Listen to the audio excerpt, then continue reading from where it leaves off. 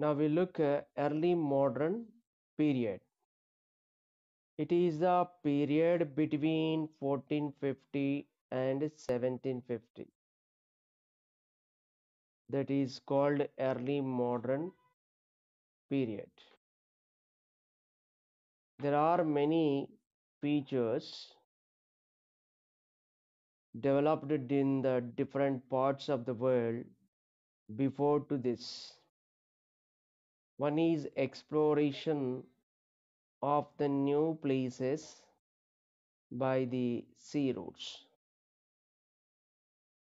In 1492, Christopher Columbus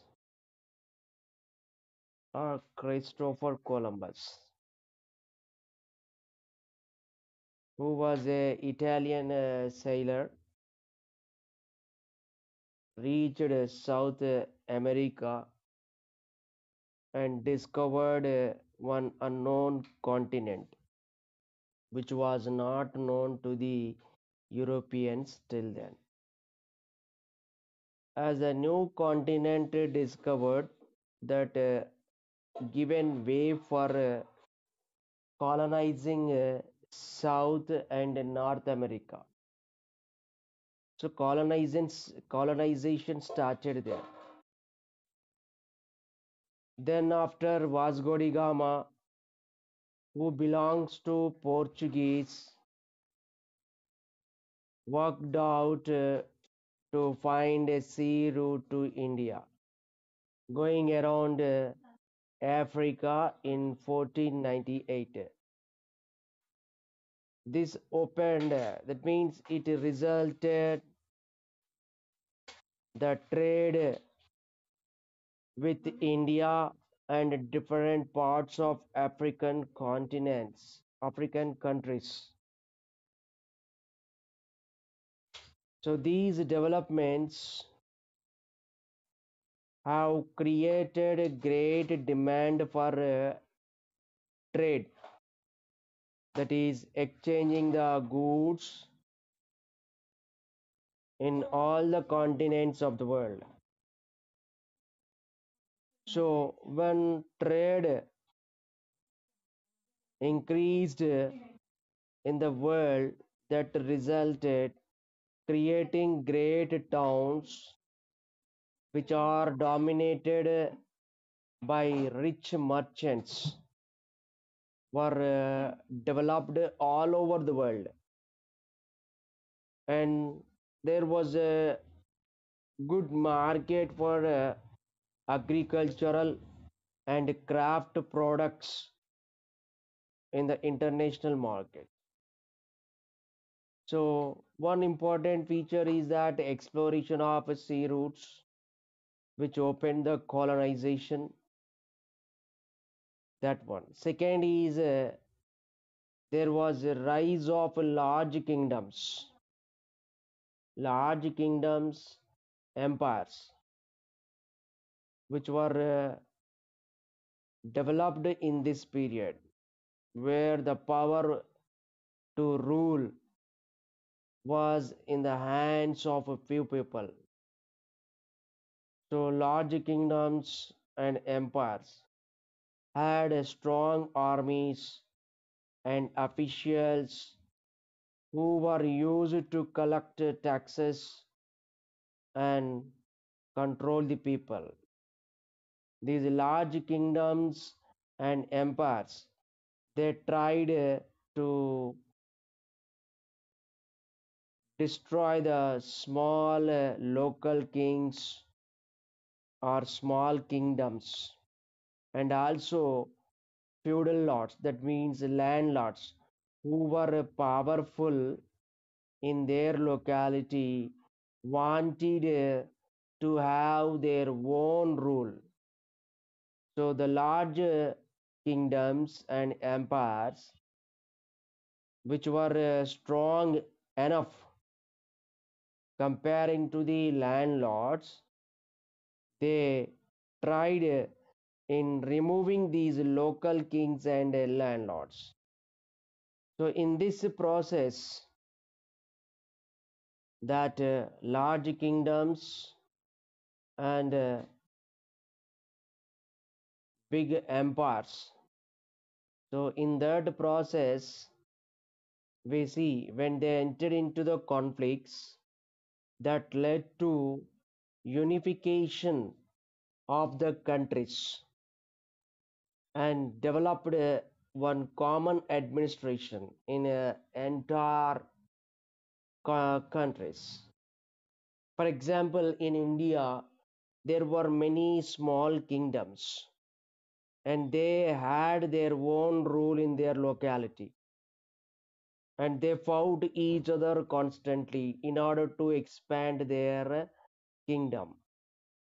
In this process, the large kingdom, that is a large empire, which was set up by Mughal dynasty that came into power with the central government in India. In the same manner, in China, Iran, Turkey also, and in different parts of the Europe also, we see several empires were set up. That means another feature of the early modern period was establishment of large empires. And one more important feature started in this period, that was advancement in science. Gradually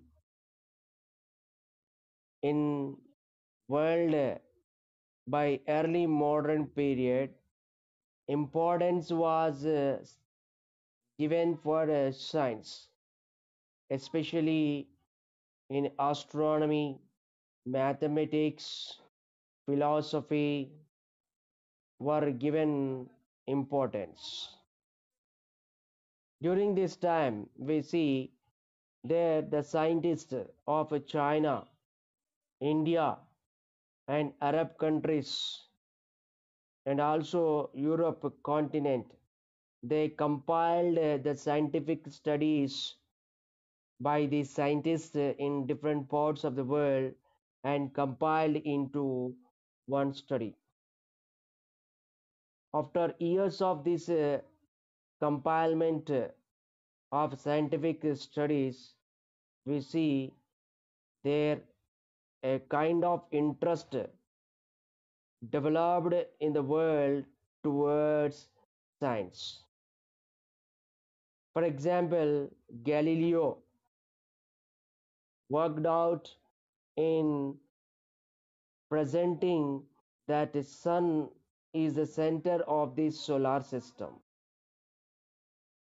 Planets and earth is going around the sun.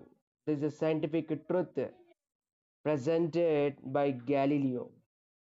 And great mathematicians also given importance for mathematics, that is Nilakanta Somayaji, Descartes, Newton. They developed new methods of studying the movements of the planets and stars, how the planets were how the planets are moving, right? Today we see eclipses. So this is the hard work of the great scientists today. Okay, that means advancement of science is another feature of the early modern period. Okay, and another important change in that period, that is early modern period, which dominated by freedom and equality. Idea of human freedom and equality. This was given more important. The way of thinking among the people changed. They given importance to the human freedom and equality. That means everywhere people preferred and focused on freedom and equality. These human freedom and equality, and it for this struggle started in different forms in different countries. There, the people, what you call the people who earlier followed the religious thinking, by this period, due to the advancement in the science, they started questioning to the religious thinking. Throughout the world, in different countries, people revolted against dogmatism, which is the religious things, and the priesthood, then ritualism of religious thought. Dogmatism, in the sense, referring to only religious aspects in which there is no scientific temper. And why should we move with the religious rituals? In what way they help us? Understand? So people want to get rid. That means they want to free from the religious thinking. So all human beings were in a thought that they could reach the God irrespective of their birth and their social status. Earlier, it was believed that to reach heaven and to reach the God, there was a need of a priest. The priest communicates with the God and helps the people to reach the God. That was the thought people followed in those days. And this was questioned by the people due to the development of the science, and the way of thinking changed in the people by the scholars, by the educationists. Understand? So the people questioned that is the priest is essential to the people to reach the God? No need. And is it the thing only certain caste people can reach the God? No, irrespective of the social status. It may be the poor people or rich people, whoever it is, in whichever the social class they have, they can reach the what? God. This was the main point started in that period. And in the field of arts and science, there they started showing the real things and real work of the human beings, how human beings are working, what were the problems of the human beings, that were started showing in paintings, in the art. Earlier they had shown in their art in the sense, it may be the painting, it may be the drawing, it may be of writing. Okay, so on the walls of the temples and in the paintings, earlier they had shown the religious matter. But today, that means in the early modern period, they started showing real things happening around the world in their paintings. Especially in the paintings, they started showing the real things. So all these changes which took in the early modern period given way for a development of the modern period that we are going to see in this class and stand. Today, we know that in many of the nations there is a democratic form of government. We know that the idea of a democratic form of government. What is meant by democratic form of government? In which all the citizens enjoy their fundamental rights and they are treated equally by law. In front of law, all the people are treated equally. No one is deviated from the law. So, this kind of democracy today we have, right? And this developed in the early modern period and given way for a modern what to call period, that is a development of the modern period. Understand, countries which were ruled by the kings, emperors, who made laws in their society that was divided into the estates in the sense of classes, first class, second class, third class. Okay, today we have the casteism. In those days they divided society into estates. Each had its duties and privileges. So we will read about how the people struggled against the privileges and divided society into the estates and succeeded in building the democratic political system in order to achieve the social equality. At that time, there was no social equality. So people thought of freedom and equality. In society, there was no equality at that time, which was ruled by the kings, emperors. Those were powerful. Power was there in their hands. They made laws according to their wish and their needs. But today we see that laws are made according to the people. Laws are made to fulfill the needs of the people. Right? Today we have many laws which give importance to the social equality. Right?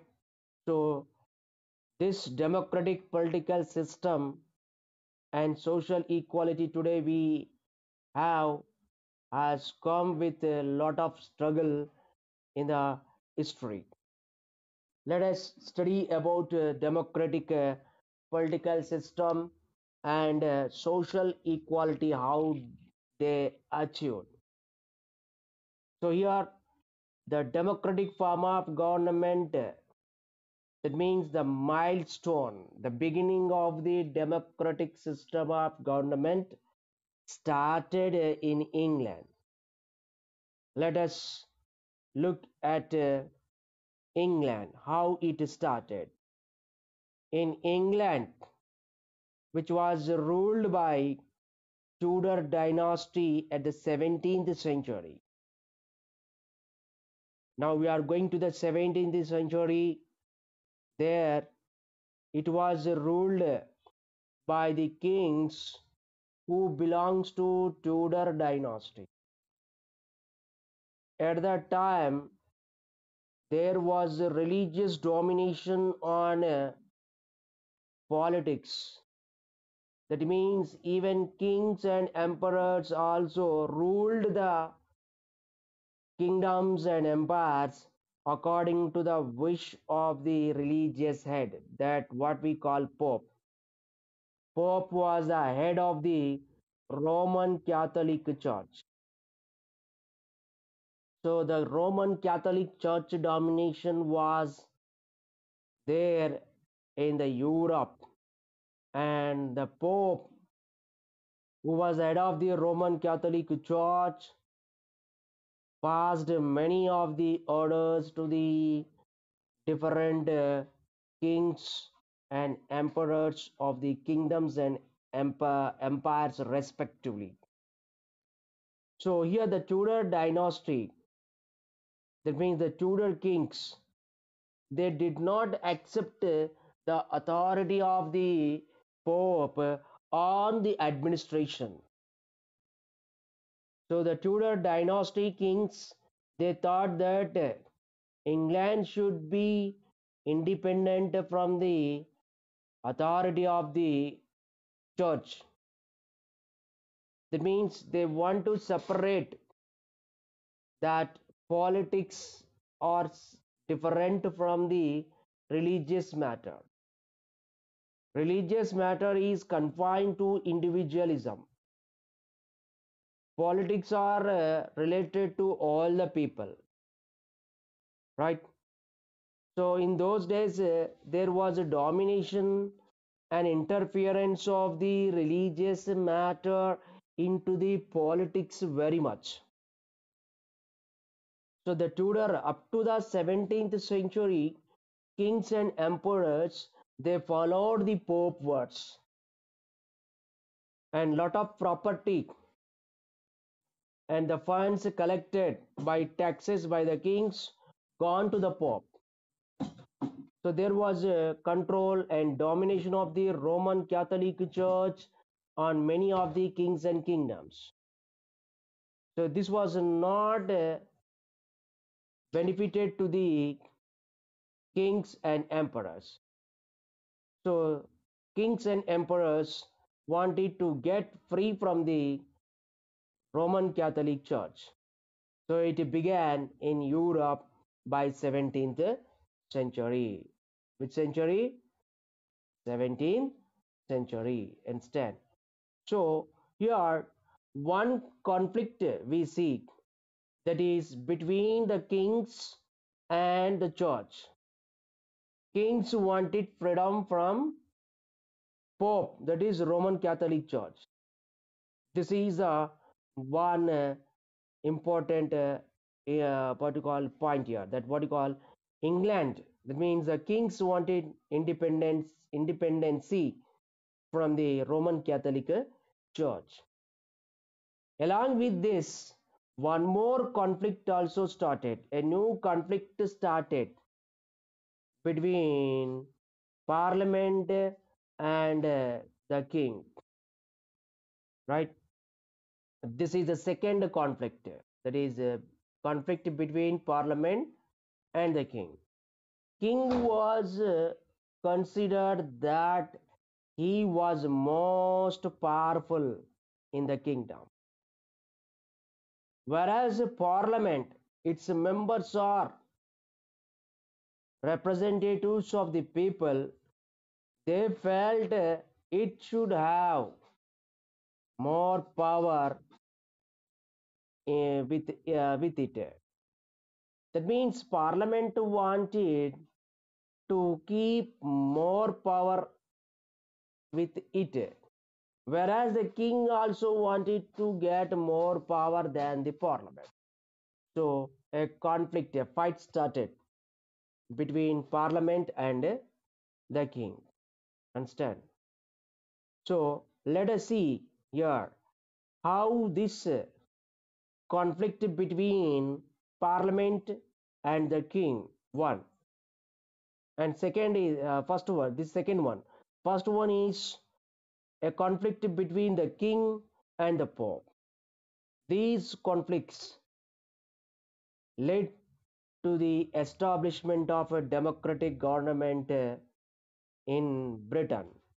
So this was the first step in establishing democratic government in Britain by the a struggle or a revolution. We call it a glorious revolution. What we call? Glorious revolution. Okay. Or it is called civil war. What is mean by civil war? A war between two group of people or two groups in a nation is called civil war. Okay, then what is a glorious revolution?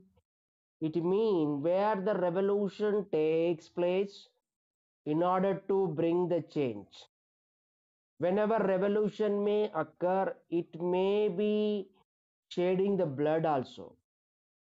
So here a revolution occurred in England by 17th century. That revolution brought change in England. What is the change? The change is from king's control. That means the kings who were powerful, they turned to powerless, and the power which was in the hands of the kings shifted to the parliament. Kings who were ruled according to the domination of the Roman Catholic Church, they got freedom from the Roman Catholic Church. So this is a change occurred without shedding a single drop of blood in England. So where a revolution occurs without shedding a single drop of blood, that is called a glorious revolution.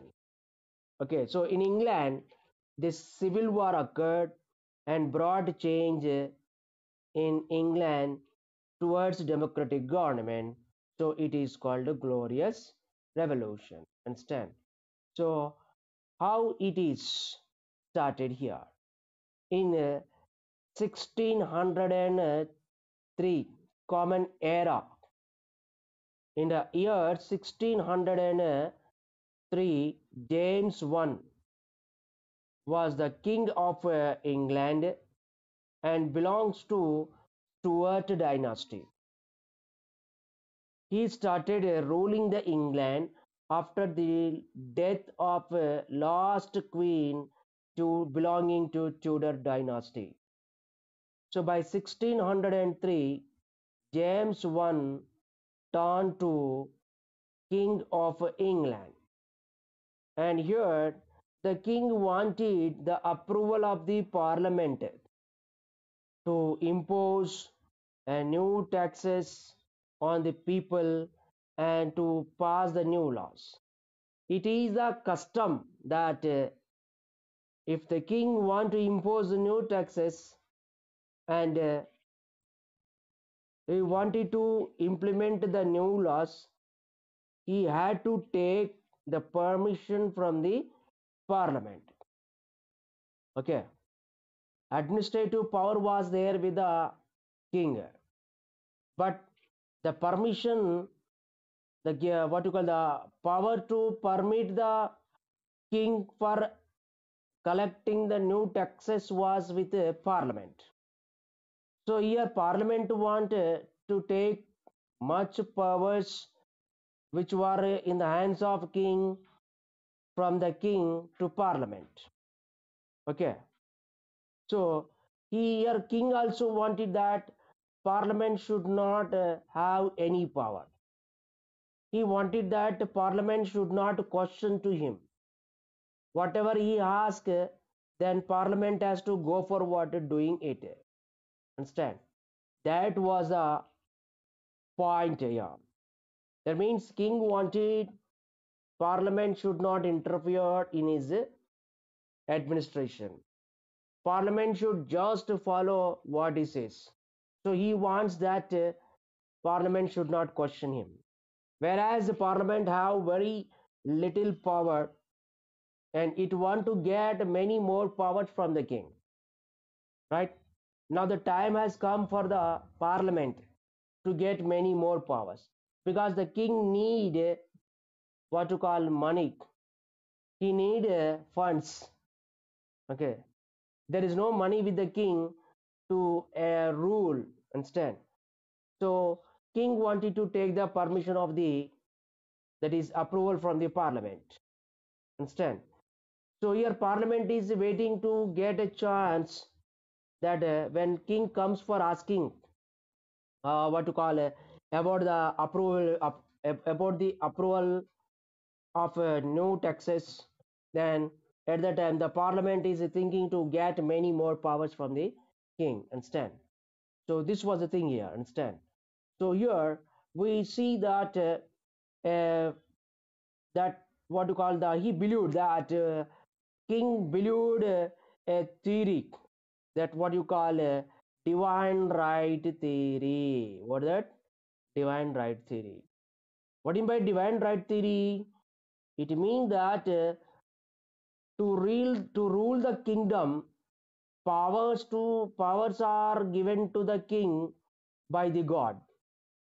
Understand?